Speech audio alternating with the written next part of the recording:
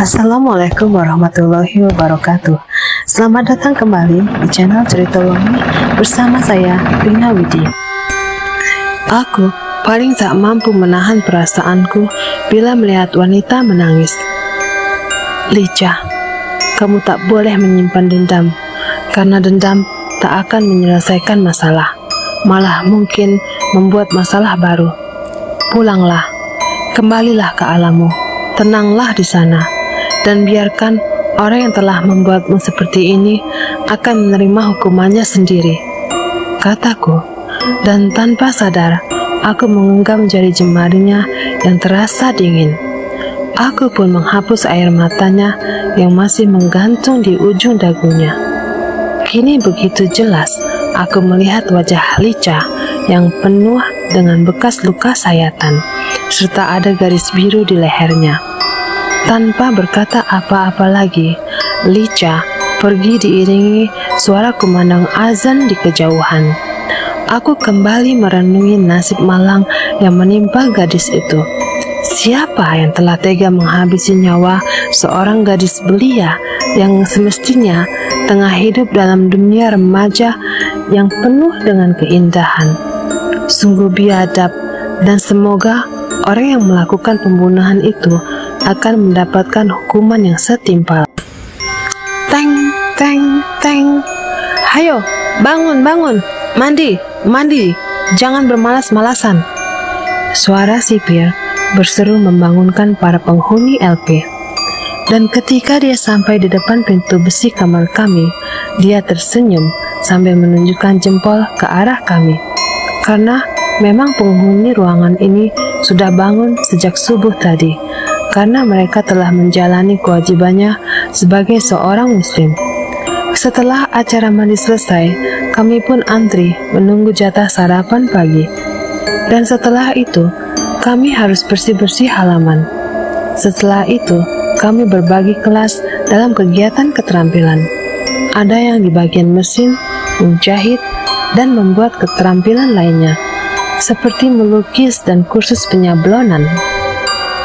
Kelak, bila kami keluar dari sini dan kembali ke tengah masyarakat, maka kami sudah dibekali ilmu untuk membuka usaha sendiri. Sebab untuk mencari peluang kerja, kemungkinan kesempatan itu kecil, mengingat orang kebanyakan tak mau lagi memandang sebelah mata kepada seorang mantan napi. Beruntung juga aku, karena kelakuanku selama di sini dinilai baik, maka aku dapat keringanan hukuman yang semula 4 tahun menjadi 3 tahun. Jadi, hanya 1 tahun lagi aku menjalani masa hukumanku. Sisa hukuman yang tinggal 1 tahun lagi, aku pergunakan dengan sebaik mungkin, dengan sikap dan perilaku yang baik, sehingga kini aku bisa melakukan tugas bersih-bersih, bukan hanya di dalam lingkungan LP saja. Sekarang, aku sudah mendapat keringanan lain untuk membersihkan rumput-rumput liar yang banyak tumbuh di sekeliling tembok luar penjara. Itu artinya, aku dapat melihat dunia luar, meskipun dalam waktu yang terbatas dan masih diawasi sipir.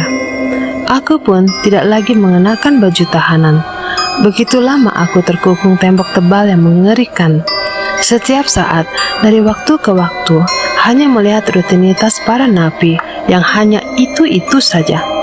Sesekali, tanganku terbuka dan berdoa, bersyukur kalau aku masih bisa menikmati udara bebas, walau hanya 1 atau 2 jam. Aku juga sudah menguasai teknik mesin dan mengendarai mobil. Maka, ketika ayah mengunjungiku, aku mengutarakan niatku untuk membuka bengkel sendiri. Ayah merespon baik keinginanku. Dia pun akan menjual tanah di kampung. Jangan, ayah. Aku akan bekerja dulu sampai mengumpulkan uang untuk modal usahaku nanti, kataku mendengar penjelasan ayah. Mencari kerja itu nggak gampang, Dil. Apalagi kamu mantan napi. Kamu mengerti maksud ayah, kan? Tapi, aku tak mau merepotkan ayah terus-terusan.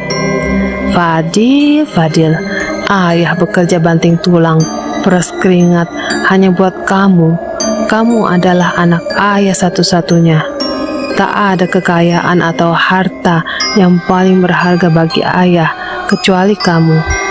Dan apapun yang ayah miliki nantinya akan tetap menjadi milik kamu juga. Ayah masih punya lahan lainnya bila ayah menjual sebidang tanah yang sudah tidak ayah perlukan lagi. Karena tanah itu akan dibuat jalan bebas hambatan. Aku tak lagi mau berdebat dan hanya mengikuti saja. Sebuah kabar mengejutkan ketika Dimas dan Alex mengunjungiku. Lu tahu, Dil, siapa yang telah menghabisi Lica? Ternyata cewek si Haryo yang baru ia kenal beberapa bulan yang lalu.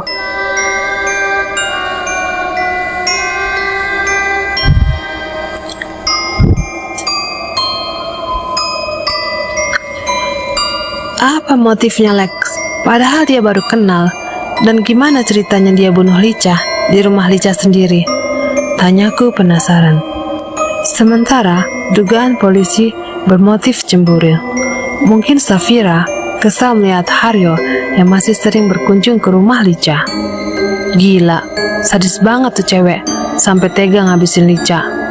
Gue jadi kasihan sama si Lica, Lex. Dia sering datang nemuin gue, cuma minta maaf ke gue. Tadinya gue gak peduli, sebab gue merasa gara-gara dia gue sampai masuk bui. Tapi akhirnya gue sadar juga. Begitu Gugun bilang kalau Lica sudah meninggal. Jadi dia sering nemuin lu? Apa lu gak takut? Kan dia sudah mati. Yang nemuin lu pasti arwahnya si Lica. Pada mulanya gue biasa-biasa aja. Nah, pas Gugun bilang kalau dia udah meninggal, baru gue ngerasa takut. Aku merenung. Ternyata perbuatan Lica terhadapku harus dibayar mahal dengan nyawanya.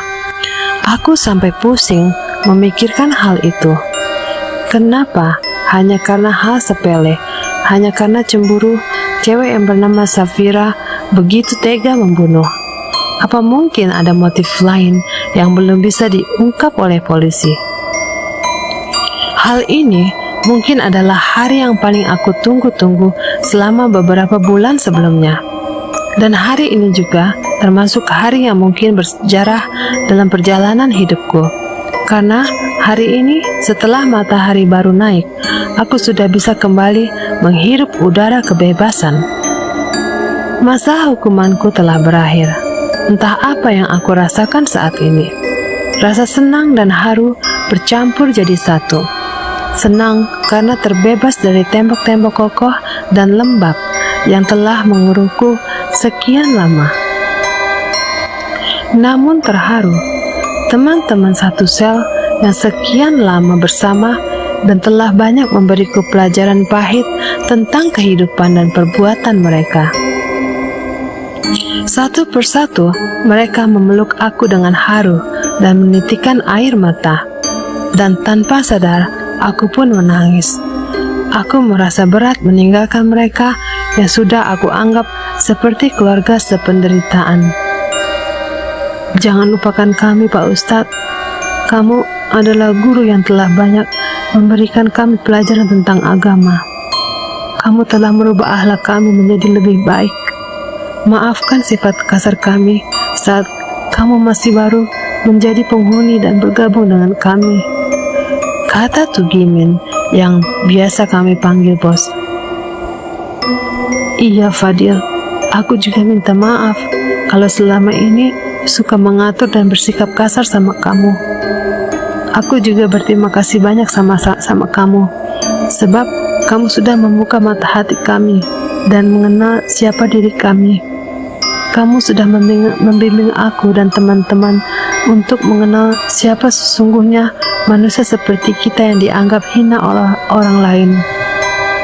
Namun, Allah tidak pernah membenci kita. Harapan kami semua, bila suatu saat kami sudah keluar dari sini, kami bisa hidup dengan lebih baik lagi.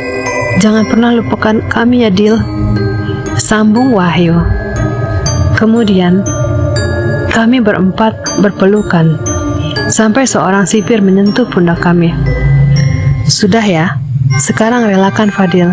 keluar lebih dulu dan kalian pun akan segera menyusul. Oh iya, Fadil, ayah dan ibu kamu juga adik kamu sudah menunggu di luar. Selamat jalan, Fadil. Ingat, jangan pernah datang ke tempat ini lagi ya.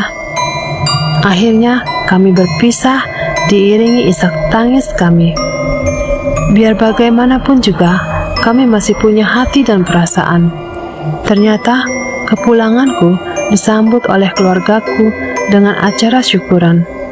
Persiapan itu kiranya sudah sejak tadi, sejak ayah dan ibu juga Nining menjemputku di depan lapas. Banyak juga tetangga yang menghadiri acara itu. Mereka menanyakan kabar dan keadaanku selama aku di dalam sel tahanan. Mereka juga menyayangkan sikap dari pihak keluarga Licha. Dan tak lama kemudian, sahabat-sahabatku pun datang. Gugun, Alek, dan juga Dimas. Mereka langsung memelukku dengan kehangatan sebagai seorang sahabat. Alex baru saja membuka mulutnya ingin bertanya, tapi aku menutupnya dengan telapak tanganku. Nanti aja nanyanya. Sekarang kalian nikmati hidangan ala kadarnya dulu. Wih, bener juga kata Ludil, nanti membazir kan? Dan tanpa disuruh dua kali, mereka langsung mengambil piring dan segera menyendok nasi dan lauk pauk. Betapa senang aku melihat keakraban mereka. Pertemanan kami sudah terjalin sejak kami masih kanak-kanak, hingga kini tetap terjaga dengan baik. Setelah acara syukuran selesai, mereka pun pamit, karena mereka tak mau mengganggu keluargaku menikmati momen haru dan menyuruhku untuk beristirahat dulu. Tanpa setahu siapapun, aku mencari Haryo di rumah kakak perempuannya. Sebab selama aku mengenal dia, hanya disinilah yang aku tahu Haryo tinggal. Namun kakak perempuan Haryo mengatakan kalau adiknya itu sudah jarang ke rumahnya. Anehnya, kakaknya Haryo tak mau mengatakan di mana adiknya tinggal. Dia sepertinya curiga kalau aku akan membalas dendam. Mbak, saya kesini cuma mau nanya, kenapa Haryo tega sama saya? Padahal kita sudah seperti saudara sendiri. Saya nggak ada niatan balas dendam atau sakit hati. Sebab saya percaya kalau karma itu ada. Entah kapan dia akan menerima pembalasan atas apa yang dia lakukan. Maaf ya Dil, Mbak bukannya nggak mau ngasih tahu kemana Haryo. Tapi memang benar-benar Mbak nggak tahu di mana dia sekarang. Mbak juga nggak habis pikir kenapa dia bisa berbuat seperti itu sama kamu. Kata Mbak Rani. Entah benar apa tidak yang dia katakan. Mulai saat itu, aku mulai mencari keberadaan Haryo, dan hampir semua tempat yang biasa ia nongkrong aku datangi. Bahkan pada bos yang biasa memberikan order dagangan pun tak luput dari pencarianku.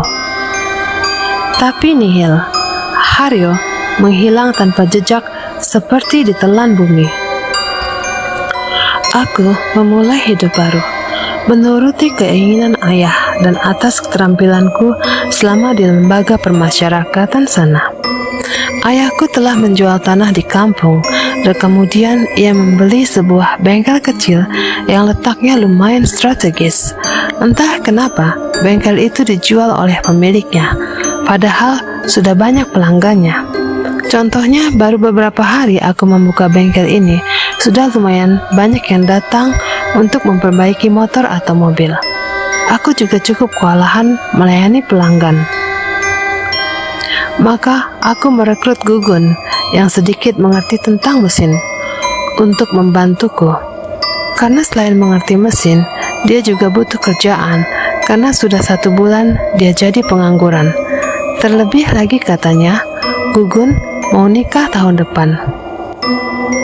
Terus lu kapan mau ketemu sama Cahaya? Kata Gugun. Selesai aku mengutarakan maksudku mengajaknya bekerja. Ah, lu, Cahaya kan belum kenal gua Gun. Apalagi kalau dia tahu gua mantan napi. Lu bisa bayangin tuh gimana sikap dia. Apalagi kalau sampai bokapnya yang seorang ajengan pemilik pondok pesantren, kayaknya jauh panggang daripada api, Gun. Maksudnya? Ya nggak bisa matang dong. Oh iya ya, kan apinya jauh dari panggangannya ya. Dan kami pun tertawa. Siang itu udara terasa sangat panas. Berkali-kali aku menyeka keringat yang membanjiri wajah dan lenganku yang kotor belepotan oleh. Gugun juga bak ikan mujair yang negak minum terus dari botol air mineral. Dari kejauhan, seorang cewek tengah susah payah mendorong sepeda motornya. Mungkin butuh tambal ban atau ada kerusakan pada mesinnya. Sesampainya di depan bengkel, dia langsung menstandar motornya, dan dia langsung duduk di bangku dekat aku bekerja. Sebelah telapak tangannya, ia kipas-kipaskan ke wajahnya. Aku segera menghentikan pekerjaanku dan mengambil botol air di kulkas.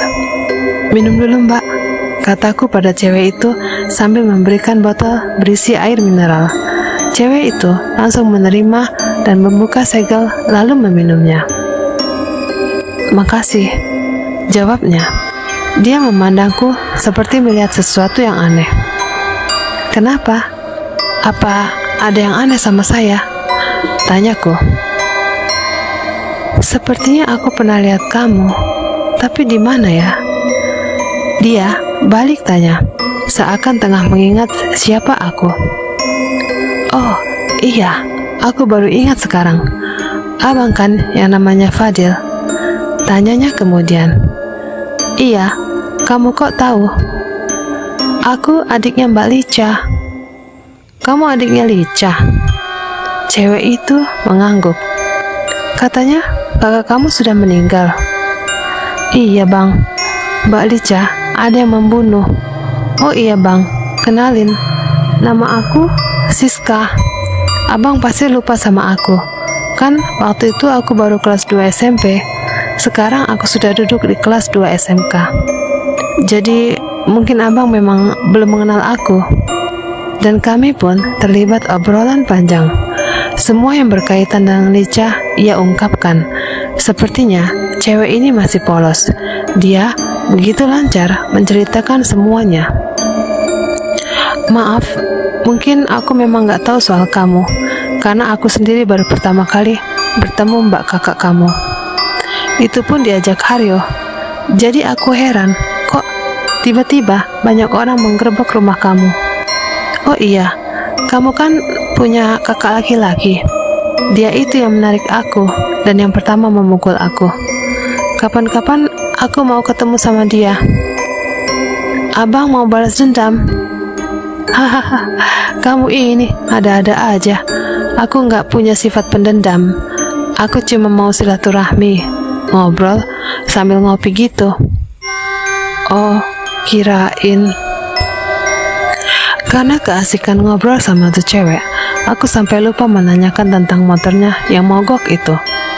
Ya udahlah, aku nggak bisa nunggu sampai selesai kan. Apalagi abang lagi ada kerjaan beresin mobil. Jadi kalau abang mau, gimana? Abang anterin ke rumahku aja.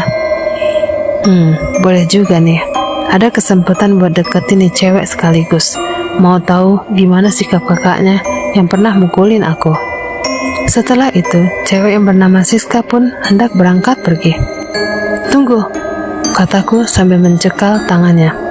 Dia memandangku, kemudian berganti melihat tanganku yang kotor hitam berlumur oli yang memegang lengannya.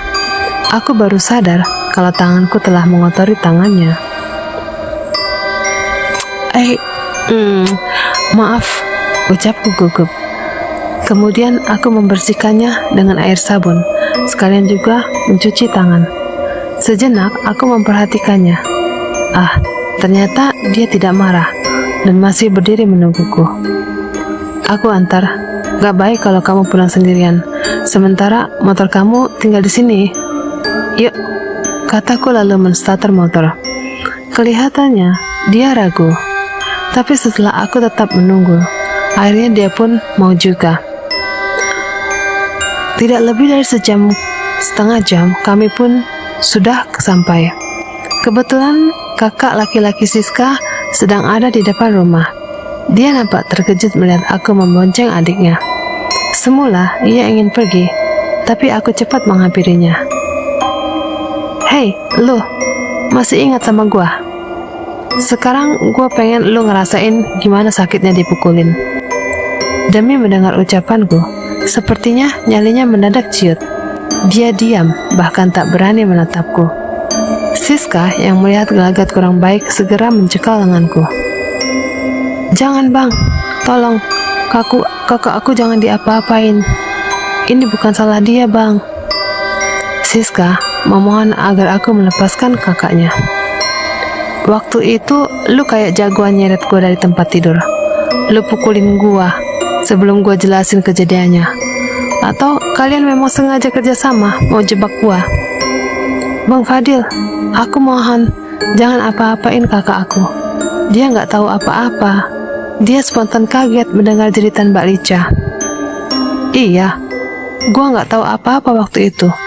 Setelah kejadian itu gua baru tahu kalau ini semua ulahnya si Haryo dan Lica." Siska memohon padaku sambil meneteskan air mata. Melihat itu, aku tak tega. Maka aku lepaskan cekalan tanganku yang mencekal tangan kakaknya Siska. Siska merangkul aku dan memohon agar aku tak menganiaya kakaknya. Amarahku mendadak hilang dalam sekejap saat Siska memandangku dengan wajah memelas.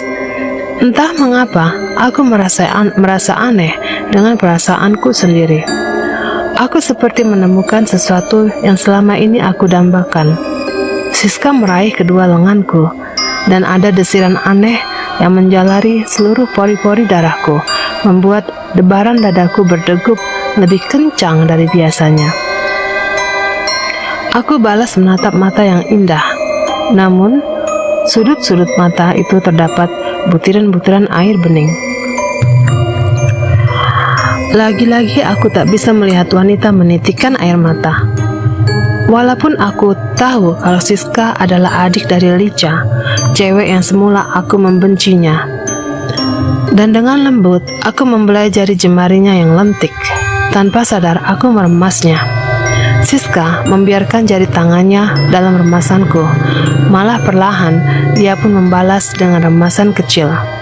Entah mengapa, aku tak lagi peduli dengan keberadaan kakaknya, yang masih diam mematung memandangi kami. Siska tersenyum manis, lalu memeluk aku tanpa merasa malu pada sang kakak. "Terima kasih ya, Bang Fadil. Abang sudah mau memaafkan kakak aku." "Oh iya kak, sekarang kakak dan Bang Fadil salaman dulu dong. Mau kan bang?" Pintanya. Kemudian dia menyatukan jabat tangan kami. "Nama gua Fadil. Sorry, gua tadi masih emosi," kataku menjabat tangannya dengan erat. "Koko, gua juga minta yang sebesarnya ya, minta maaf yang sebesarnya. Dan atas nama keluarga gua juga menyatakan penyesalan yang sedalam-dalamnya. Gua nggak tahu kalau seandainya lu dendam sama gua," balasnya sambil menggenggam hangat telapak tanganku. Siska tersenyum merasa lega melihat kami berdua sudah berdamai. Dan Siska mengajak aku untuk masuk sekedar mengobrol dengan keluarganya. Di ruangan ini, aku masih ingat Lica duduk di sudut dengan gayanya yang so acuh dan dingin. Aku juga seakan melihat sosok Haryo yang berbisik di telinga Lica. Dan Haryo tiba-tiba pergi, membiarkan aku berdua dengan Lica. Dan bagai film yang diputar ulang, aku melihat jelas adegan demi adegan dari awal hingga aku masuk di gelandang ke pos keamanan setempat. Tanpa sadar, tiba-tiba mataku melihat sesosok wanita yang menuruni tangga. Seorang gadis berambut pendek dengan wajah penuh luka sayatan. "Lica," aku bergumam, membuat Siska dan Koko memandangku heran. "Abang menyebut nama Lica. Apa abang melihatnya?" tanya Siska melihat ke arah tangga. Aku hanya mengangguk. Licha tersenyum padaku.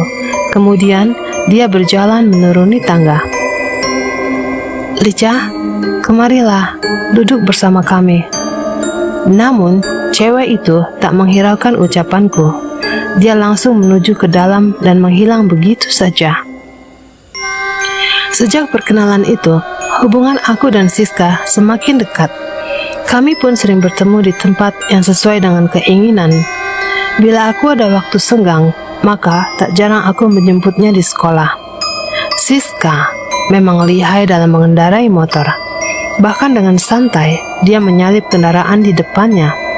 Aku hanya menggeleng-gelengkan saja. Ketika aksinya di jalanan berkali-kali juga, dia mampir ke bengkel. Bulan untuk servis motor, bukan untuk servis motor, melainkan untuk cek kondisi hati dan perasaanku. Abang udah lama kerja di sini? Tanya Siska, yang tentu saja membuat Gugun cengar-cengir. Baru, kan aku baru keluar dari pondok, jawabku asal. Siska sepertinya mengernyitkan kening, mungkin berpikir, oh iya, maaf loh bang, aku lupa. Memang kenapa? Soalnya aku tuh seperti kenal abang udah lama banget, padahal juga baru beberapa hari. Sama, abang juga begitu. Makanya kalau nggak lihat kamu satu hari aja, rasanya udah 12 jam gitu. Emang sehari 12 jam bang? Tapi kayaknya nggak enak ya kalau aku panggil abang. Ingat sama tukang beca.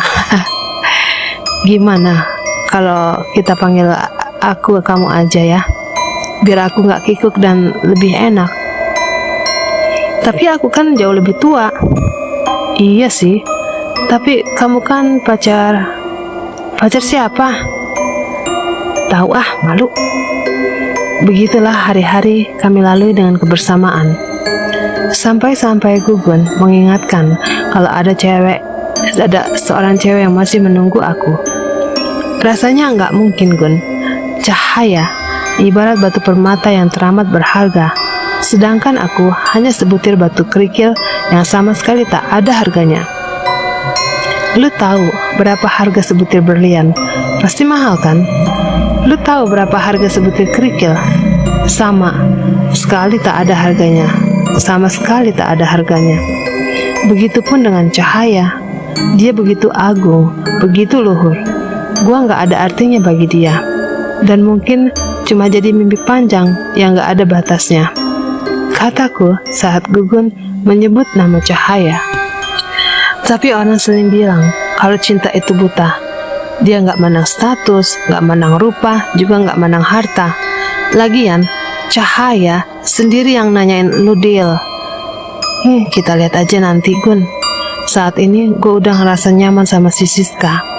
Jalan hidup gue masih panjang, Gun. Masih butuh proses pendewasaan diri.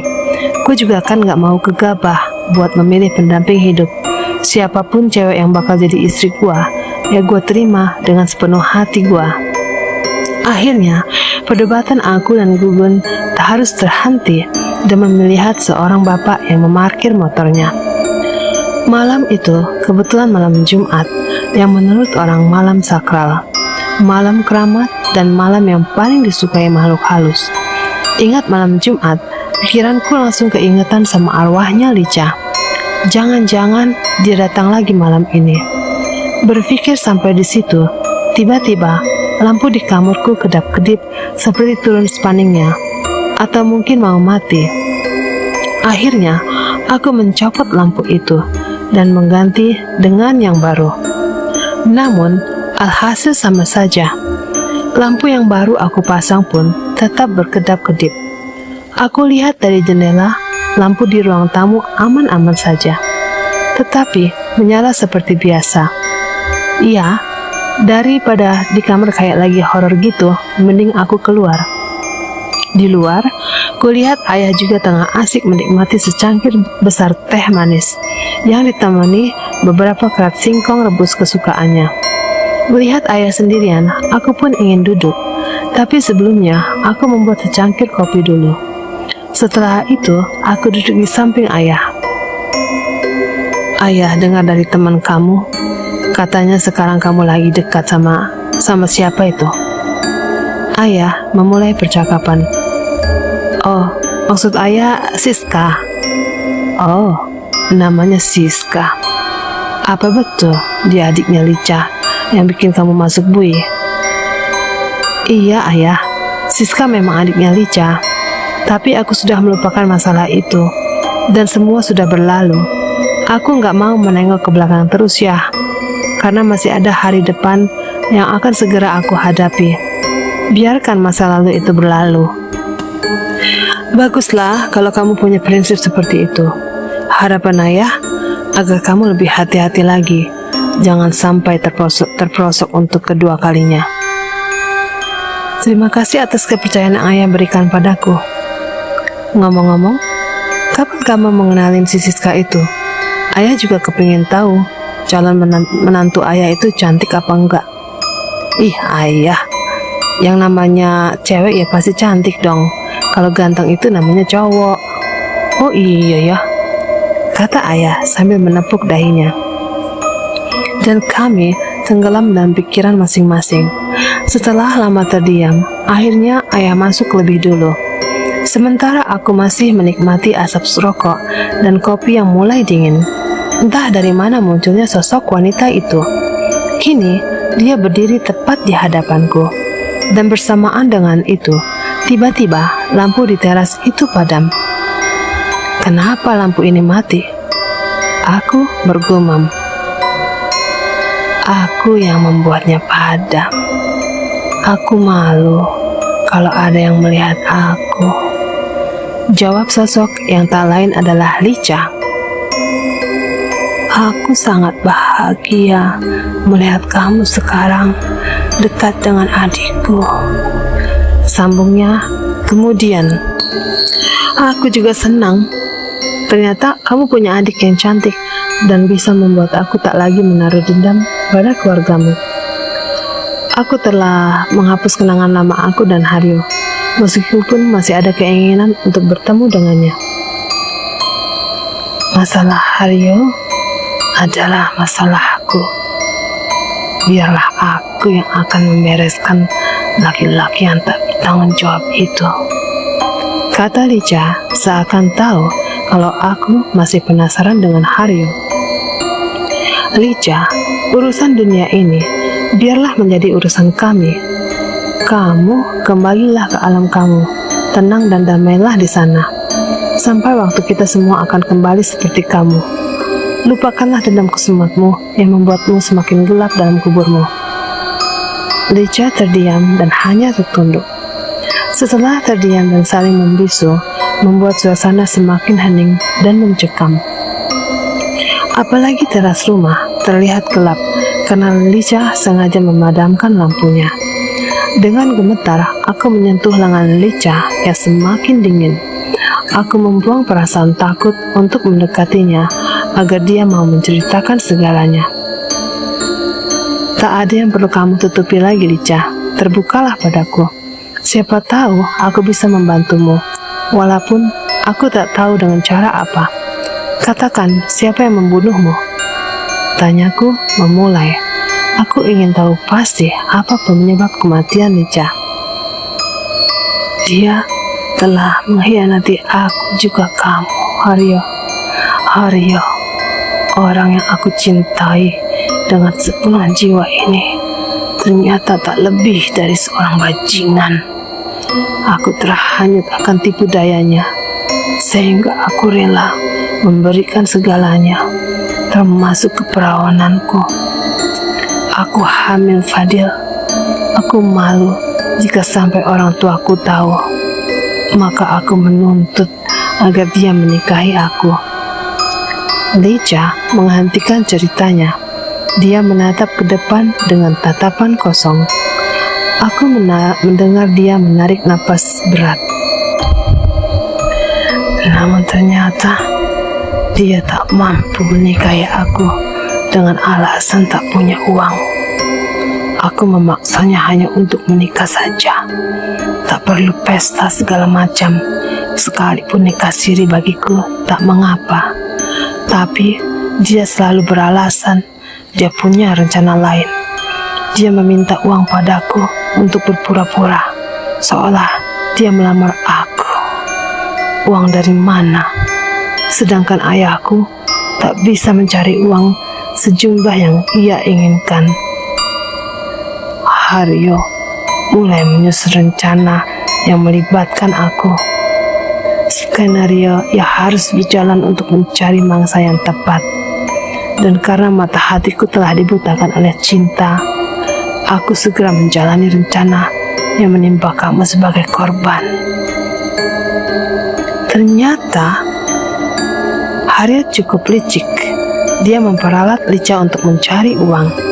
Dan seperti yang sudah terjadi padaku 4 tahun lalu, kalau ternyata kasusku telah sampai ke polisi karena uang itu ada di tangan Haryo. Lalu siapa yang membunuh kamu?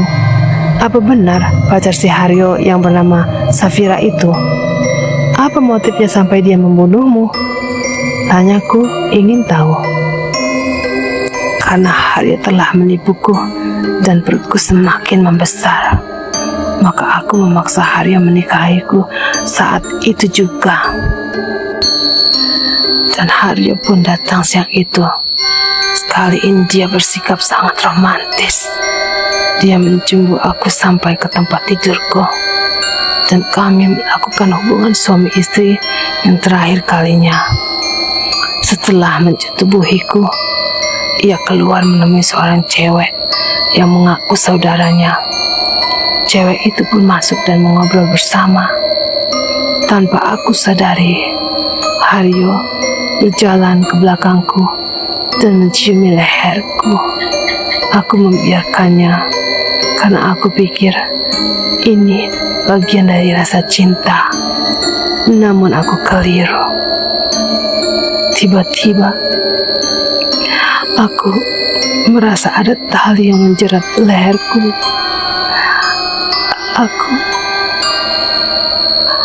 Aku kira Haryo bercanda, tapi apa yang terjadi sungguh di luar dugaan. Jeratan tali di leherku semakin erat mencekik, sampai-sampai aku tak bisa menjerit. Napasku tinggal satu-satu. Sementara itu, cewek di hadapanku hanya tersenyum sinis. Dan ternyata dia adalah kekasih baru si Haryo yang bernama Safira. Sampai akhirnya aku benar-benar tak bisa bernapas dan semua menjadi gelap. Sampai di situ, Lica terdiam dan tertunduk. Rasa ibaku semakin dalam. Begitu besar cintanya terhadap Haryo, dan begitu besarnya pengorbanannya sampai nyawa menjadi taruhannya. Wajar saja jika kini arwah Lica menjadi penasaran, dan mungkin dia akan terus mencari Haryo dan Safira. Tolong jaga adikku. Lanjutnya, sebelum akhirnya pergi menembus gelapnya malam. Siang itu, aku memang berniat untuk menutup bengkel. Masalahnya Gugun lupa izin untuk enggak kerja hari ini. Sepertinya dia mau ke Bogor seperti yang sudah direncanakan beberapa waktu lalu. Selesai menutup bengkel, aku berniat pulang. Namun, belum sempat naik ke motor, suara klakson terdengar dari belakang. Ternyata Siska. "Kok tutup lagi?"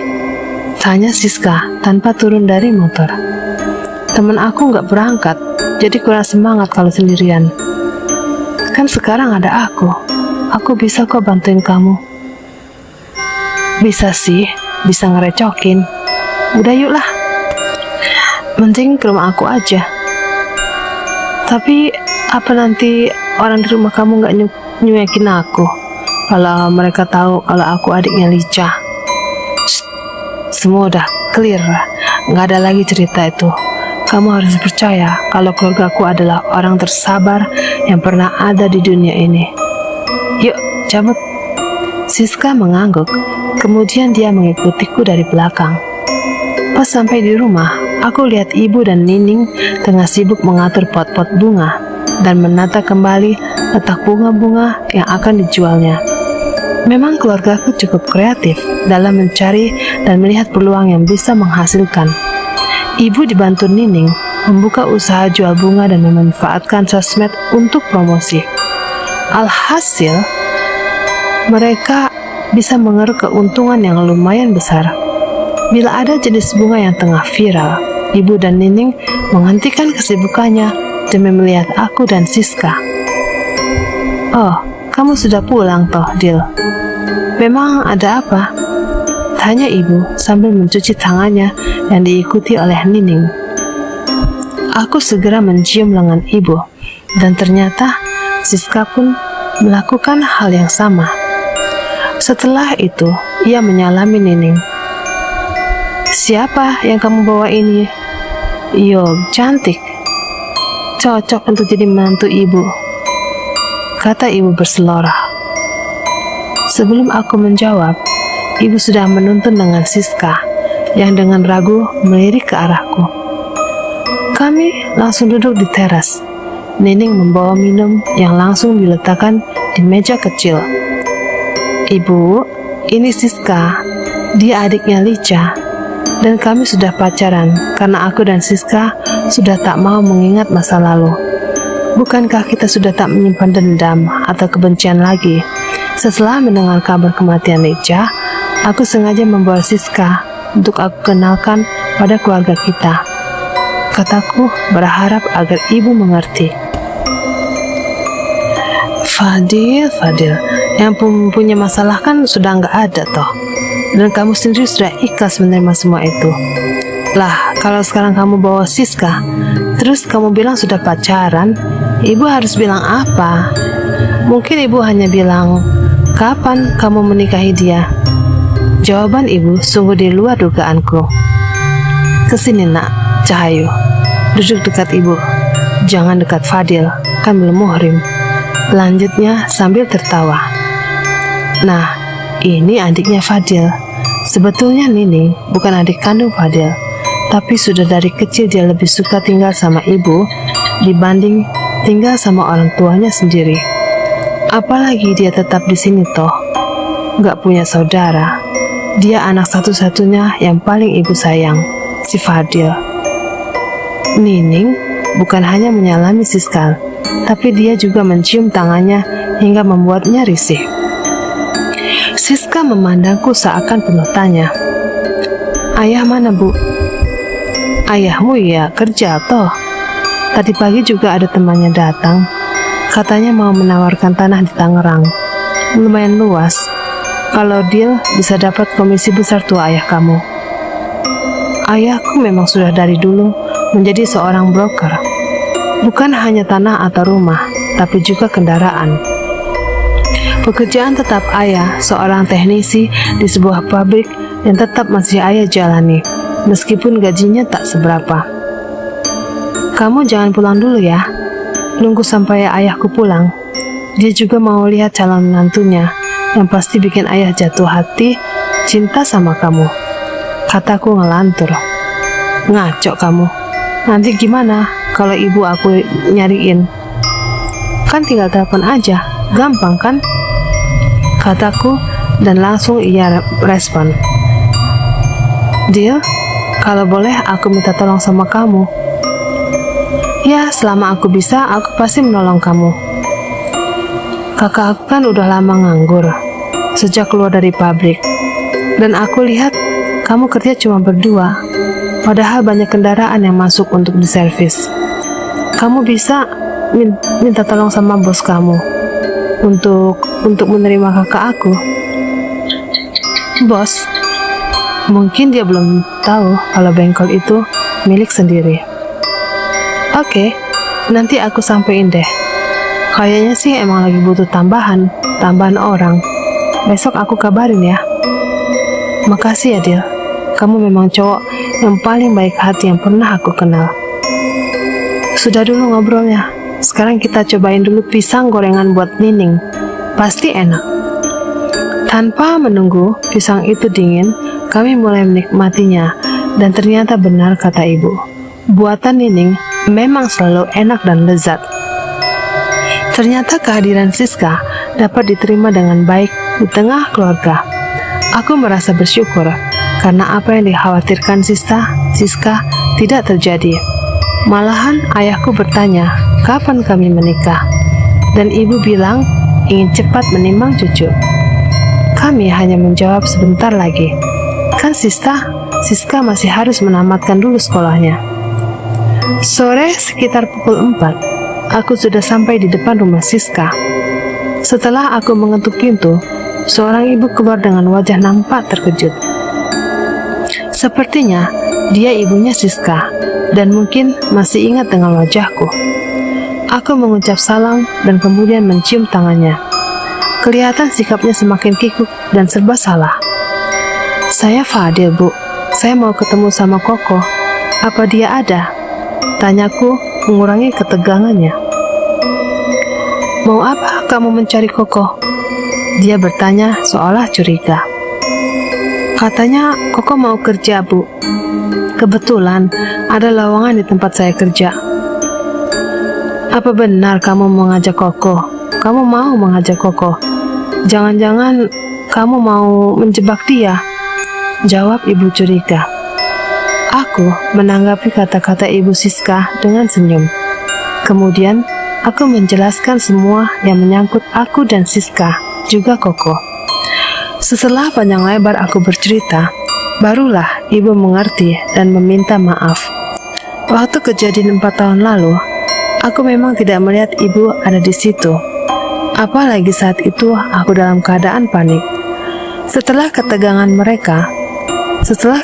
mereda, ibunya Siska, yang setelah ku tahu namanya Ibu Ija, langsung menyuruhku duduk dan ia membuatkanku segelas kopi. Terima kasih, Bu.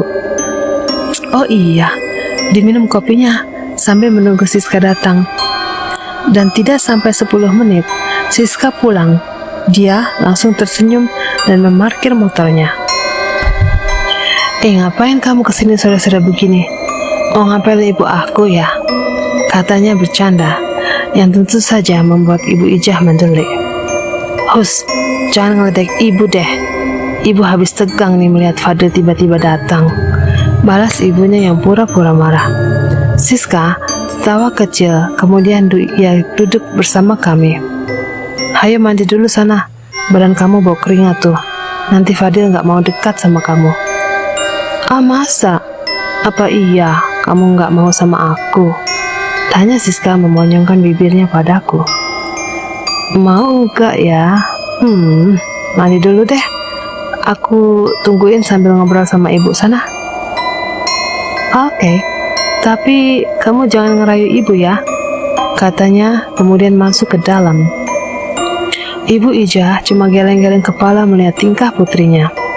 Dasar cewek, kalau mandi itu lama banget, hampir setengah jam lebih dia belum juga nongol. Apa dia lagi menguras bak mandi kali ya? Dan 10 menit kemudian, Siska keluar dengan penampilan yang fresh banget. Bau aroma sabun dan parfum menyergap penciumanku, dan tentu saja kelelakianku. Diam-diam, ibunya juga memperhatikannya. Cantik kali anak ibu. Pasti Fadil semakin cinta sama kamu, puji ibunya. Ah ibu, aku jadi malu. Ya, asal jangan malu-maluin aja. Oh iya, emang kalian mau kemana sih? Tanya ibu kemudian. Siska memandangku seolah bertanya, dan aku juga memandang dia. Akhirnya kita berdua hanya menggeleng, sebab kami belum punya rencana. Lah, kok saling pandang gitu? Ibu cuma nanya, kalian mau kemana? Belum tahu, Bu. Kan Fadil belum bilang mau kemana. Jawab Siska ragu. Begini loh, Sis. Sebenarnya aku kesini cuma buat nyampein kabar. Besok kakak kamu sudah boleh masuk kerja. Beneran? Makasih ya, Del. Kamu memang yang terbaik. Balas Siska hampir teriak. Dan tanpa malu-malu, dia memeluk dan mencium pipiku. Ciuman yang sekejap itu tentu terlihat oleh ibunya yang langsung geleng-geleng kepala. Dasar anak muda zaman now, udah main sosor aja, gumam ibu lalu masuk meninggalkan kami. Jadi kemana nih kita? Lihat nih, aku udah dandan cantik begini, masa cuma bengong di sini aja sih? Kata Siska setelah ibunya masuk. Gimana kalau kita ke PRJ aja? Rame loh, bisa lihat stand-stand kendaraan baru. Aku memberi solusi. Emang kamu mau beli mobil keluaran baru? Siska menyahat dengan sedikit menyindir. Iya, maulah kalau ada uangnya. Sekarang kita berangkat, oke? Siska mengangguk tanda setuju, kemudian masuk untuk pamit pada ibunya. Memasuki bilangan Kemayoran, suasana sudah lumayan ramai, padahal baru jam 7. Belum sempat kami merapat ke dekat tempat parkir, tiba-tiba mataku melihat seorang cowok yang tengah mengeluarkan motor. Dia memang Haryo. Entah apa yang dilakukan di tempat ini. Aku sempat berpikir kalau Haryo punya kegiatan lain di tempat itu. Mungkin jadi tukang parkir misalnya, karena Haryo pergaulannya cukup luas. Siska tidak sempat melihat Haryo karena dia tengah melihat balon besar yang terdapat di pintu masuk. Sebenarnya aku berniat untuk turun dan menghadang si Haryo. Aku ingin memberi pelajaran padanya untuk mengurangi kekesalanku yang sudah telah lama kupendam. Namun, aku tak ingin Siska tahu jika nanti aku harus berkelahi dengan Haryo. Maka aku hanya mengawasinya saja, sampai akhirnya dia pergi meninggalkan tempat tersebut. Aku masih sempat mengawasi ke arah mana Haryo pergi. Biar nanti aku akan mencarinya, sampai aku tahu di mana ia tinggal. Akhirnya, aku memutuskan untuk segera masuk ke area Pekan Raya Jakarta, yang memang terbilang mewah. Apalagi tahun ini sudah banyak stand-stand yang memamerkan produk yang sangat canggih, dari mobil listrik hingga mobil terbang, dan robot yang hanya terbentuk dari kerangka sampai berbentuk dan berwujud mirip manusia. Dan stand inilah yang paling banyak pengunjungnya. Mereka antusias melihat kemanapun robot yang telah dirancang untuk masa depan. Robot yang dapat menerima pesan dan menyampaikan pesan itu secara acak. Kalau dipikir, memang aneh dan sulit diterima akal bagi orang seperti aku. Bagaimana sebuah robot bisa membawakan sesuatu barang kepada orang yang ada di situ? Padahal, robot tersebut belum menyimpan data orang tadi. Enak ya kalau semua restoran atau mall pakai jasa robot begitu, jadi mengurangi biaya untuk membayar karyawannya, kata Siska berpendapat. Ya enak sih, tapi dampaknya akan sangat luar biasa. Angka pengangguran akan semakin meningkat karena tenaga mereka sudah diambil alih oleh robot-robot itu. Dalam satu kantor atau perusahaan apapun, mereka hanya membutuhkan beberapa tenaga ahli saja. Dan yang bekerja hanya mereka yang mampu mengendalikan dunia teknologi yang semakin pesat menggerus arus zaman. Dan yang paling aku khawatirkan, bagaimana jika keadaan terbalik? Jika kini manusia mengendalikan robot, maka di masa depan robot yang mengendalikan manusia, karena kini robot itu telah ditanamkan memori pikiran manusia. Jawabku berdiplomasi. Udah, ngapain juga kita ngebahas masa depan robot? Memangnya kita sudah sampai ke zaman Transformer. Enaknya bahas masa depan kita aja. Sungut Siska memotong ucapanku. Oh iya ya, kenapa sok-sokan kayak profesor aja? Kamu mau punya anak berapa? Ih ngaco, kita nikah aja belum udah nanyain anak. Itu kan juga termasuk masa depan juga. Iya sih, tapi nggak gitu juga kali. Enaknya pertanyaannya kamu ganti, kapan kita nikah? Tapi belum bisa juga ya, kan aku harus tamatin sekolah dulu, terus cari kerja. Kelamaan, ntar aku keburu karatan, tumpul dan nggak berguna. Kalau soal pekerjaan, kamu bisa jadi aspri di bengkelku nanti setelah aku melakukan perubahan. Bengkel kamu? Tanya Siska bingung. Oh, maksud Kamu nanti ngelamar di tempat aku kerja, jawabku merahlat. Sekitar jam 11, aku mengantar Siska. Namun karena sudah terlalu malam, aku terpaksa menolak permintaan Siska untuk mampir. Sebelum masuk, Siska mengamit kedua lenganku. Kedua kakinya berjinjit agar lebih tinggi. Sepasang matanya kini terpejam rapat. Siska merangkul leherku agar aku sedikit merunduk, dan bibirnya segera mencari bibirku. Aku pun pulang dengan hati yang bertabur sejuta warna bunga. Namun, belum jauh motorku melaju, tiba-tiba sesosok wanita menghadangku. Dan setelah terkena sorot lampu, aku segera mengenalnya. Dia tak lain adalah Licha. Aku segera turun dari motor dan menghampirinya. Ada apa, Licha? Kenapa kamu tidak diam saja di tempat asalmu? Tanyaku. Licha mengangkat wajahnya. Aku telah menemukan perempuan yang telah membunuhku. Si Haryo juga sering datang ke rumahnya. Mereka sudah seperti suami istri, tinggal di rumah kontrakan. Iya, aku juga sudah melihat Haryo. Sebetulnya aku ingin mengejarnya, tapi aku tak mau Siska terlibat dalam masalah ini. Kalian tak perlu mencarinya. Biarlah aku yang akan menghabisi mereka. Jangan, Licha. Kamu jangan memikirkan masalah ini. Biar aku yang mengungkap semua ini, sampai dia mengakui perbuatannya dan hukum akan mengadilinya. Tapi aku belum bisa tenang sebelum aku menyelesaikan masalah ini. Dan nanti setelah acara tahlilan memperingati kematianku, aku akan tetap tinggal di tempat tinggalku dengan tenang. Aku sudah bersumpah akan membuat mereka menderita selamanya. Setelah berkata begitu, Licha kemudian menghilang begitu saja. Wajarlah kalau arwah Licha masih menyimpan dendam, karena mereka telah begitu tega membunuhnya. Bahkan Haryo yang telah merenggut kesucian hingga hamil dan sampai hati menjerat lehernya, dan Safira ikut pula menganiaya dirinya. Ternyata nggak sia-sia aku menerima Koko bekerja di tempatku. Dia selain rajin juga sudah punya pengalaman mengenai mesin kendaraan, terutama motor. Katanya Koko juga sering memodifikasi untuk balap liar dan memang lagi viral di mana saja.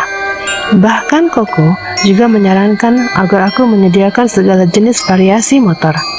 Dan aku mengiyakan saja, karena aku juga punya rencana untuk membuat bengkel ini menjadi besar.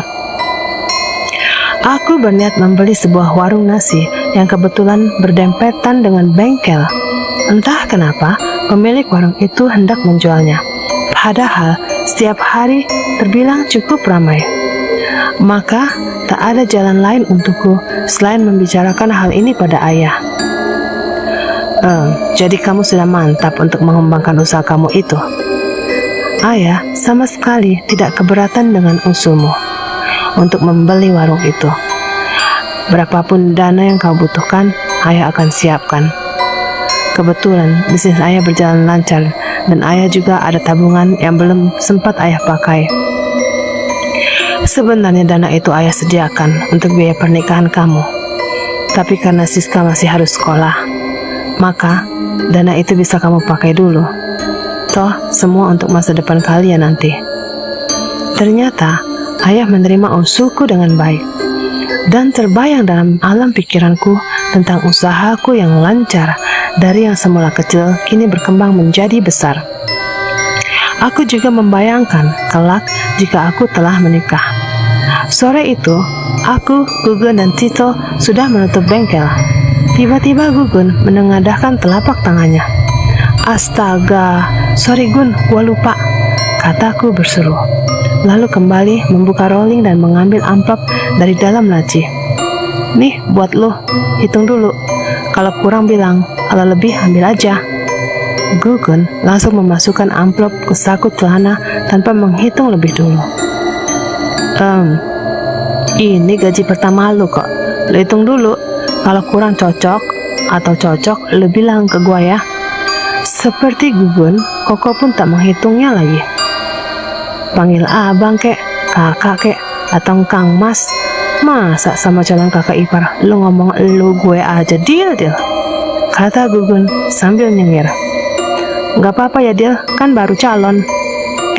Ngomong-ngomong gue mau nanya, sebetulnya bos yang punya bengkel ini orang mana sih? Kok gue udah sebulan tapi belum pernah lihat ya? Pertanyaan Koko membuat Gugun tertawa. Kenapa ketawa Gun? Tanyanya lagi. Hei, sorry deh Bang Koko, gue nggak bilang kalau bengkel ini punya bokap gue. Jadi ya punya gue juga. Makanya abang nggak usah sungkan ngomong sama gue kalau ada perlu apa-apa. Oh, pantesan gue masuk nggak perlu tanya ini itu. Jadi lo bosnya ya dong. Udah deh, kita kerja secara tim. Nggak ada istilah bos atau wakil bos. Kerja dengan penuh tanggung jawab, disiplin, dan utamakan pelayanan agar pelanggan kita puas. Kemudian kami pun harus berpisah, pulang ke rumah masing-masing. Malam itu, tiba-tiba aku kepikiran sama si Haryo. Entah kenapa, tiba-tiba aku mencarinya. Maka, aku segera menyusuri jalan yang pernah dilalui oleh Haryo tempo hari. Pas masuk wilayah perkampungan, aku dengan nyantai kupelankan laju motor sambil berharap melihat Haryo, yang mungkin saja tinggal di salah satu kontrakan itu. Tepat di ujung jalan aspal, aku bingung menempuh jalan mana, karena di depan sana hanya ada jalan kecil yang ukurannya hanya untuk sepeda motor, bukan jalan utama lagi. Hatiku ragu untuk memasuki jalan itu. Apalagi aku lihat banyak anak-anak muda pada nongkrong. 1-2 orang memperhatikan aku. Melihat gelagat yang kurang baik, aku segera putar balik, memilih untuk mencari zona aman. Namun, pas aku mau keluar ke jalan utama, sekilas aku melihat seperti Haryo berpapasan arah. Maka, aku pun memutar balik ke arah tadi. Aku segera memepet motor yang ditunggangi orang yang kuanggap Haryo. Dia menoleh padaku dan memperlambat laju motornya dan berhenti menunggu. Setelah aku melihat dengan jelas kalau dia bukanlah si Haryo. Ada apa lo mepet gua? Tanya anak muda tadi. Kelihatannya dia angkuh juga. Maaf bang, saya kira teman saya bang. Soalnya abang agak mirip sama dia. Jawabku sambil minta maaf. Emang lu dari mana? Terus yang lu cari orang mana? Dari Tomang bang. Teman saya itu nggak tahu tinggal di mana. Cuma kita ada masalah dagangan aja bang. Maksud lo? Dia kan sering ngajak saya dagang bang. Nah, dia belum setor sejak sebulan yang lalu. Otomatis si bos yang punya barang nyariin dia, tapi nggak ketemu. Jadi dia kan rumah saya yang ketempuan deh, karena dia tinggal di rumah saya. Kok lu bisa nyari sampai sini? Iya bang, kemarin kebetulan saya lihat dia, tapi dia keburu kabur. Siapa nama temen lu itu? Haryo bang. Pokoknya tinggi dan potongan rambutnya mirip sama abang. Haryo. Kayaknya gue pernah dengar nama itu. Tapi Haryono apa mungkin dia ya? Soalnya dia juga baru di sini. Begini aja, gue minta nomor HP lo. Ntar gue hubungin kalau emang benar itu si Haryo yang lo maksud. Iya bang. Lalu aku menyebut nomor HP ku dan dia langsung save. Setelah itu aku pamit untuk pulang. Sebab malam sudah semakin larut. Aku penasaran banget sama si Haryo. Kok bisa ya dia menjebak aku? Padahal kalau dia mau cari uang banyak, dia kan bisa bikin drama kerja sama Lica yang mencintai dia sepenuh hati. Suruh aja si Lica memikat om-om yang perutnya buncit kebanyakan duit, pura-pura jatuh cinta atau apalah. Seperti dalam cerita sinetron gitu. Toh si Lica nggak jelek-jelek amat, hanya kulitnya agak sedikit gelap, tepatnya hitam manis. Kenapa harus aku yang jadi korban? Aku masih ingat waktu dia pertama kali ketemu dan kenal sama aku. Waktu itu dia lagi cari partner dagang. Nggak tahu kenapa aku tertarik juga buat belajar dagang, padahal aku sudah kerja. Aku pikir nggak ada salahnya juga buat mencoba berbisnis. Waktu itu dia minta uang untuk DP pakaian jadi, dan aku menurut. Karena ya itu tadi, mencoba pengalaman baru. Siapa tahu aku bisa menjadi pedagang beneran. Semula aku mengira kalau si Haryo itu punya kios atau toko kecil-kecilan. Ternyata dia cuma pedagang yang sistemnya obrolan di pinggir jalan. Hanya saja dia punya pengalaman melihat pangsa pasar. Dia tahu kapan dan di mana dia akan mencari posisi untuk koar-koar menawarkan dagangannya. Dan itu pun tidak dia lakukan setiap malam, hanya malam-malam tertentu saja, terutama malam minggu, sebab pada malam itu peminat cukup banyak, mengingat harga jualnya relatif murah. Siang itu, aku main ke rumah saudaraku di daerah Kemayoran. Lagi asyik ngobrol sambil ngopi, sekilas aku melihat dia. Betul, itu memang Haryo. Dia sedang duduk bersama seorang cewek di depan sebuah rumah yang mirip kontrakan. Aku coba bertanya pada Jaka, saudara dari ayahku, yang berarti sepupu aku. Apa dia kenal dengan orang itu yang kumaksud adalah Haryo? Jaka bilang nggak terlalu kenal, hanya dia tahu namanya Haryo, dan belum lama dia tinggal di situ. Haryo tengah asik bermain handphone sampai dia tidak menyadari kedatanganku. Assalamualaikum, kataku mengucap salam. Dia tak langsung menjawab, dan begitu dia mengangkat kepalanya, dia nampak terkejut melihatku, bagaikan melihat hantu di siang bolong. Nggak usah kaget, Har. Sepertinya dunia nggak terlalu lebar buat lu bersembunyi. Toh nyatanya hari ini tanpa sengaja gua ketemu lu di sini, kataku dan duduk di samping dia. Sedangkan si cewek tadi memperhatikan dengan wajah penuh curiga. Terus lu mau apa? Tanya Haryo dengan sikap angkuh. Haryo, lu tuh goblok apa bego sih? Gua kepengen lu masuk penjara, atau paling enggak masuk UGD. Lu pikir gua takut sama lu? Haryo bermaksud berdiri, namun aku segera menekan bahunya dengan mencengkramnya, sehingga dia terlihat meringis dan menahan sakit. Dan tinju kiriku mendarat tepat di wajahnya. Darah mulai mengalir dari hidungnya. Dia berusaha melepas cengkramanku, namun aku lebih dulu bangun dan menendang wajahnya hingga ia terjengkang. Tolong, tolong! Si cewek berteriak, dan beberapa orang segera datang untuk melerai pertengkaran kami. Udah Dil, istighfar Dil, kata Jaka yang juga ikut melerai. Maaf, kamu siapa? Kenapa kamu bikin keributan di sini? Kelihatannya kamu bukan orang sini ya, kata salah seorang bapak yang ikut melihat kejadian tadi. Dia saudara saya, Pak RT, dia saudara saya. Dia difitnah sama Haryo sampai masuk bui. Wajarlah kalau dia menyimpan dendam, kata Jaka memberi penjelasan. Apa benar begitu, Haryo? Kamu tinggal di sini berarti hanya untuk bersembunyi. Sebaiknya kamu menyerahkan diri atas kasus yang telah kamu perbuat, agar kamu mendapat hukuman yang setimpal. Pak RT pun membantu untuk menyadarkan Haryo. Gua nggak bakalan nyerahin diri gua. Gua ngelakuin ini semua demi untuk mendapatkan ilmu dan uang. Gua ngerayu cewek bukan karena gua suka atau cinta. Enggak, bukan itu. Tujuan gua hanya mengambil keperawanannya agar ilmu yang gue pelajari cepat bereaksi. Tapi sayang, kenapa si Lica harus hamil? Makanya gue ngambil kesempatan buat memeras dia. Haryo malah sesumbar. Ilmu apa pakai keperawanan orang segala? Gila kali lu ya. Beberapa orang sudah mulai kesal.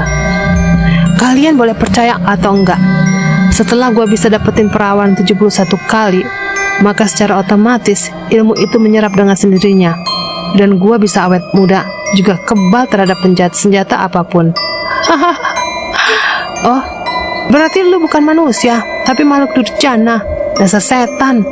Seorang pemuda yang kesal dengan sombongan Haryo tiba-tiba menghujani tubuh Haryo dan wajahnya, sehingga untuk kesekian kalinya ia terjerembab mencium bumi. Dan cewek yang sedari tadi di dekat Haryo segera menyelinap dan pergi meninggalkan tempat itu. Kini Haryo diamankan sementara di pos keamanan warga. Pak RT berjanji akan membawanya ke kantor polisi, dan aku pun kembali melanjutkan obrolanku dengan Jaka. Nah, tadi gua kan lihat ada cewek duduk sama Haryo. Lu kenal nggak siapa cewek itu? Tanyaku pada Jaka. Sebenarnya gue nggak begitu kenal sih. Cewek itu memang sering ke kontrakannya si Haryo. Emang sih kalau datang siang hari. Tapi kan bisa aja melakukan hal yang melanggar hukum. Dan lu lihat tadi, dia langsung pergi setelah si Haryo bilang kalau dia cuma mencari keperawanannya aja. Emang kenapa, Ge? Soalnya, waktu Haryo membunuh ceweknya, dia dibantu sama pacar barunya, namanya Safira. Oh, jadi si Haryo itu udah membunuh juga. Oh, berarti mungkin juga cewek tadi itu yang bernama Safira. Setelah cukup lama kami bercakap, aku merasa harus pulang. Walau bagaimanapun, aku harus ke bengkel untuk membantu Gugun dan Koko. Maka aku pun pamit pada Jaka. Oke, sampai nanti, kata Jaka sambil melambaikan tangannya. Sampai di bengkel, aku hanya melihat Gugun tengah ngopi sendirian tanpa ditemani Koko. Maka aku tanya ke Gugun, tadi adik lu Nining kesini, dia nyariin lu, tapi lu nya nggak ada, jadi gua suruh antar si Koko. Siapa tahu mereka cocok deal. Maksud lo? Gua lihat mereka main lirik-lirikan terus. Biar seru jadinya. Lu dapat adiknya Koko dan Koko dapat adik lu. Lagian, Nining bukan adik kandung lu juga kali. Seloroh Gugun membuat aku ikut tertawa. Nining bilang apa? Katanya minta antar ke tempat kursus. Gua nggak tahu kursus apa. Iya sih, katanya mau belajar jahit buat kegiatan sepulang sekolah. Wih, mantap juga pikirannya. Kemudian, obrolan kita beralih ke masalah Haryo yang aku temui tadi. Apa dia nggak ngelawan waktu lo hajar? Tanya Gugun antusias. Maunya sih ngelawan, malah dia nantangin gue terus. Tapi gue nggak kasih kesempatan sampai dia KO. Bahkan ada juga yang ikut mukul dia. Dia bilang nggak takut sama ancaman gue, sebab dia bilang udah punya ilmu kebal dan awet muda. Ilmu? Apa dia bergurau karena dia tahu akan terjadi seperti ini? Menurut dia sih, dia nggak benar-benar mencintai Lica atau siapapun. Dia deketin cewek hanya untuk mendapatkan perawanannya aja. Dia butuh 71 perawan yang akan membuat ilmunya sempurna. Tapi semua mungkin aja sih. Sebab waktu gua hajar sampai keluar darahnya, dia malah ketawa-tawa. Gila tuh anak, kata Gugun usai mendengar ceritaku. Tak lama kemudian, Koko datang dan langsung memarkir motornya. Oi Dil, maaf Dil, tadi gua habis ngantar Nining, kata Koko agak cemas. Gak apa-apa bang, kalau abang mau antar jemput juga sih, gua izinin juga bang. Parasku membeli respon, dan aku melihat wajah Koko sedikit rikuh. Nah, ini baru namanya kakak yang punya naluri terhadap adiknya. Mantep. Tenang kok, lampu hijau sudah menyala. Tancap kok, lu pepet terus tuh si Nining. Seru Gugun membuat Koko semakin salting juga. Fadil, ada suara memanggilku. Suara yang serak dan begitu dalam. Aku menyibak gorden jendela kamarku. Di luar sudah nampak sepi dan gelap. Namun aku melihat sesosok wanita di antara tanaman-tanaman bunga. Lica. Kenapa dia datang lagi? Mungkin ada sesuatu yang ingin dia sampaikan. Fadil, keluarlah. Suara itu memanggilku lagi. Maka aku pun membuka pintu dan mendekatinya. Duduklah di sana. Aku mengajaknya untuk duduk di teras rumah. Ada apa, Lica? Kamu kelihatan kusut sekali, tanyaku setelah dia duduk. Aku semalam melihat gadis itu. Dia bersama si Jahanam Haryo. Sebetulnya aku ingin mencelakai dia dan mereka. Tapi kekuatanku belum sempurna. Kekuatan? Kekuatan apa yang kamu maksud? Kekuatan amarah yang sebentar lagi akan diberikan oleh si penjaga pintu penantian setelah peringatan kematianku nanti. Kapan peringatan itu akan diadakan? Besok malam. Baik, aku akan datang menghadiri acara tahlilan dan berdoa buat kamu. Semoga setelah itu kamu bisa tenang di alammu. Terima kasih Fadil. Aku juga berharap kamu bisa menjaga adikku Siska. Semoga kalian bisa hidup bahagia. Setelah berkata begitu, Lica pun pergi meninggalkan aku yang masih merenungi tentang kematian gadis itu yang teramat tragis. Udara malam itu begitu terasa dingin menusuk tulang. Aku berniat untuk kembali ke kamarku. Namun, ayah sudah berdiri di belakang pintu, yang tentu saja membuatku terkejut. Ayah, ngagetin aja. Ngapain ayah berdiri di belakang pintu segala? Di dalam kayaknya gerah, Dil. Jadi ayah pengen cari angin. Ayah lihat kamu berdiri di taman, seperti lagi ngomong sama orang. Padahal nggak ada siapa-siapa. Malahan kamu duduk di kursi, terus ngomong sendirian. Ayah pikir, kenapa kamu jadi begitu? Jangan-jangan karena kebanyakan mikirin kerjaan dan mikirin cinta. Makanya ayah diam di sini. Wah, gawat. Ayah mungkin menganggap aku ini stres.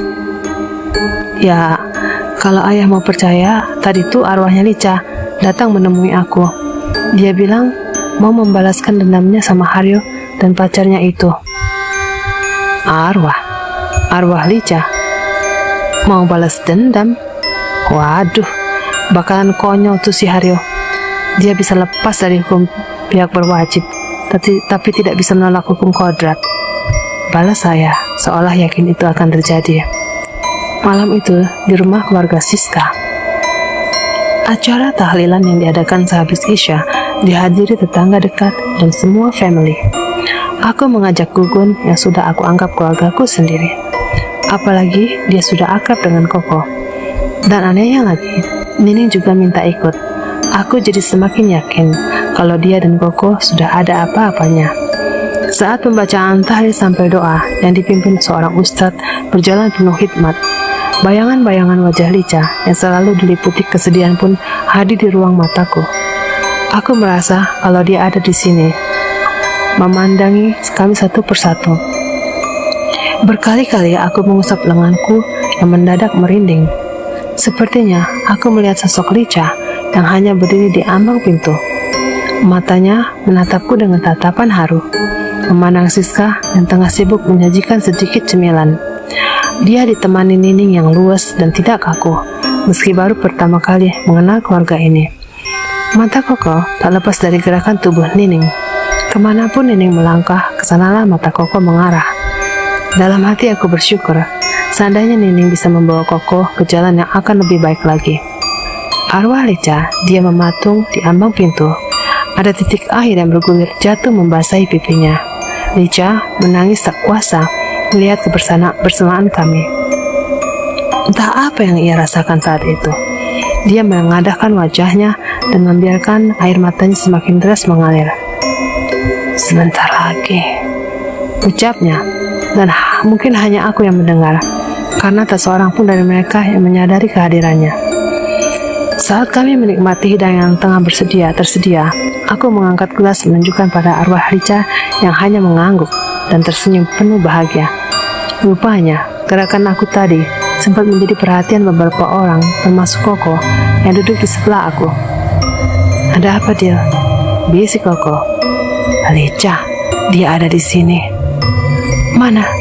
Di mana dia, Dil? Gue pengen lihat dia. Gue kangen, Dil. Suara Koko agak meninggi sampai terdengar jamaah tahlil. Kenapa kok? Tanya seorang. Untunglah Koko hanya menggeleng. Dia datang untuk menengok kalian, dan dia telah berjanji akan menuntaskan urusan yang belum selesai. Kataku pada Koko. Urusan apa, Dil? Haryo. Dia merasa belum tenang sebelum mengajak Haryo pergi bersamanya. Oh, berarti Haryo dalam bahaya. Apa yang bisa kita lakukan, Dil? Gua nggak mau arwah adik gua jadi pembunuh. Kini, Koko bangun dari duduknya dan menghampiri ambang pintu di mana arwah Lica berdiri. Lica memandangi wajah kakak laki-lakinya itu dengan darayan air matanya. Kedua tangannya mengusap pipi Koko dengan lembut. Terlihat reaksi wajah Koko saat disentuh oleh Lica. Tubuh Koko sedikit beringsut ke belakang, karena dia hanya merasa ada gerakan halus di wajahnya. Namun, tak melihat tangan adiknya yang masih menempel di pipinya. Lica, benarkah kamu ada di sini? Ucap Koko seolah pada diri sendiri. Iya, abang, aku ada di depanmu. Bisik Lica penuh haru. Koko masih berdiri di ambang pintu, dan dia baru tersadar setelah para jamaah mohon pamit untuk pulang. Kini Koko tak lagi sentuhan lembut dengan tangan adiknya. Dengus nafas Licha sudah tak ia rasakan lagi. Licha telah pergi membawa dendam yang akan ia lampiaskan pada kedua orang yang telah membuatnya harus terpisah dari kehidupan dunia. Hubungan Koko dengan adikku Nining ternyata semakin dekat. Dari hanya sekedar antar jemput, sekarang Koko sudah lebih agresif datang mengunjungi Nining di rumah. Dan tentu saja membuat Siska menjadi lebih akrab dengan adikku. Nining sudah menganggap Siska seperti kakak sendiri. Dan hampir di setiap kesempatan, kami menghabiskan waktu di rumahku. Namun, malam minggu itu, mereka berdua minta izin untuk keluar. Gua mau ajak Nining nonton, Dil. Kebetulan ada film India favorit dia. Biasa, cewek kan senangnya yang seperti itu. Padahal buat gua sih ngeselin. Film India kan durasinya panjang banget. Tapi ya udah deh, demi adik lu, Dil, kata Koko penuh semangat. Udah sana berangkat dan jangan pulang terlalu malam, oke? Balasku. Oke, bos. Teruslah sama adik gua. Lu mau kemana? Nggak tahu tuh, kita belum punya rencana. Gimana kalau adik lu nginep di rumah gua? Katanya mau bantuin ibu gua bikin kue. Kalau gue sih oke aja. Gue percaya sama lu, Dil. Lu nggak bakalan ngajak-ngajak adik gua kan? Tapi masalahnya, ibu gua harus dikasih tahu dulu dong, biar nggak gelisah nungguin Siska. Oh ya udah, ntar gua suruh Siska nelpon ibu lu. Dah sana berangkat tuh, Nining udah nggak sabar kayaknya. Dan mereka pun pergi, meninggalkan kami yang masih senyum-senyum melihat kedekatan mereka yang tak terduga. Jarum jam hampir menunjukkan angka 11 malam. Namun, belum ada tanda-tanda Koko dan Nining pulang. Kami mulai cemas, terutama ibu. Berkali-kali ia bertanya, dan berkali-kali pula ia meminta kami untuk menelpon. Handphone milik Nining aktif, namun dia tak mengangkatnya. Dia mengatakan kalau mereka sudah sadar, namun butuh perawatan untuk beberapa hari. Dan malam itu, aku habiskan waktuku untuk menjaga mereka jika membutuhkan sesuatu. Pelan-pelan, aku mulai bertanya tentang kecelakaan yang menimpa mereka. Koko menjelaskan bahwa dia sudah berada di jalan hendak pulang. Dia melihat sebuah sepeda motor di depannya. Motor itu dikendari oleh seorang wanita dengan santainya melaju di jalur tengah, seolah memang sengaja agar Koko marah. Menurut Koko, dia mencoba menyalip motor di depannya itu. Namun, motor itu pun melaju lebih cepat dari sebelumnya. Koko penasaran ingin melihat siapa wanita tersebut. Maka, tanpa pikir panjang, ia tancap gas. Dan kejadian yang tak terduga menimpa mereka. Motor Koko malang dahsyat melesat dengan kecepatan maksimal. Dan cerita pun bersambung.